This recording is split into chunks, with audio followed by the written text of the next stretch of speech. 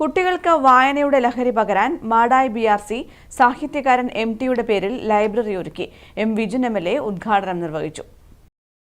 പാഠപുസ്തകങ്ങളിൽ പരാമർശിക്കുന്ന റഫറൻസ് പുസ്തകങ്ങൾക്ക് കൂടുതൽ പ്രാധാന്യം നൽകി കുട്ടികൾക്ക് അറിവ് പകരുക എന്ന ലക്ഷ്യത്തോടെയാണ് മാടായി BRC MT ലൈബ്രറി ഒരുക്കിയത്. BRCയുടെ ആഭിമുഖ്യത്തിൽ ഉപജില്ലയിലെ വിദ്യാലയങ്ങളിൽ നടപ്പിലാക്കിയ വൺ ടീച്ചർ വൺ ബുക്ക് എന്ന പ്രവർത്തനത്തിലൂടെയാണ് പുസ്തക ശേഖരണം നടത്തിയത്. ഒപ്പം മാടായിലും പരിസര പ്രദേശങ്ങളിലുമുള്ള എഴുത്തുകാർ സംഭാവന നൽകിയ പുസ്തകങ്ങളും ലൈബ്രറിയിലുണ്ട്. കാഴ്ച പരിമിതിയുള്ള കുട്ടികൾക്കായി ഒരുക്കിയ ബ്രെയിലി ലിപി പുസ്തകങ്ങളും വിവിധ ഭാഷകളിലുള്ള റഫറൻസ് ഗ്രന്ഥങ്ങളും പഠന സഹായികളും ഉൾപ്പെടെ 2960 പുസ്തകങ്ങൾ ലൈബ്രറിയിൽ സജ്ജീകരിച്ചിട്ടുണ്ട്. വിജുൻ MLA ഉദ്ഘാടനം ചെയ്തു. പഠനമെന്ന് പറയുന്നത് ഒരിക്കലും സിലബസ് അല്ല എന്ന് നമുക്ക് ബോധിപ്പിച്ചു കൊടുക്കാൻ സാധിക്കണം. സിലബസ് തന്നെ ഒരുപക്ഷെ ഇപ്പോൾ നമ്മുടെ ഗവൺമെന്റ് ഇപ്പോൾ ബഹുമാനപ്പെട്ട വിദ്യാഭ്യാസ മന്ത്രി പറഞ്ഞു +1 +2 സിലബസ് അത് പരിഷ്കരിക്കാൻ വേണ്ടി പോവാം.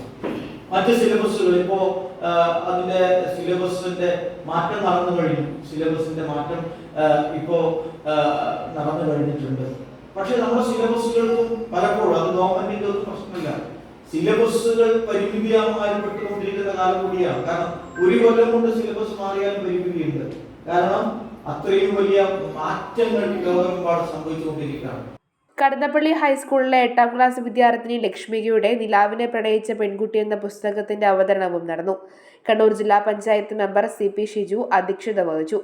SSK കണ്ണൂർ DPC EC വിനോദ, Madayi BPC MV Vinod Kumar, K Ranjith, K സബിത്ത, Rajesh Kadannappally, Sandeep Krishnan, KK Suresh തുടങ്ങിയവർ സംസാരിച്ചു.